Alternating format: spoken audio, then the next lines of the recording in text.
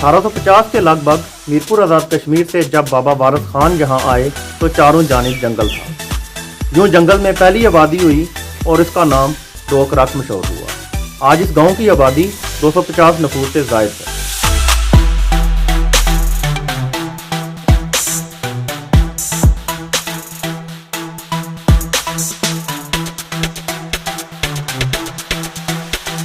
अबाउज दाद ने हमें मुंतकिल की थी। मैंने सोचा कि वो नापैद हो रही थी, किस तरह उसको ज़िंदा रखा जाए। तो मैंने ये सोचा कि इसको तस्वीरी शक्ल में अपनी आने वाली नस्लों को मुंतकिल करें ताकि ये हमारे अबाउज दाद की सकाफत को ज़िंदा रह सके।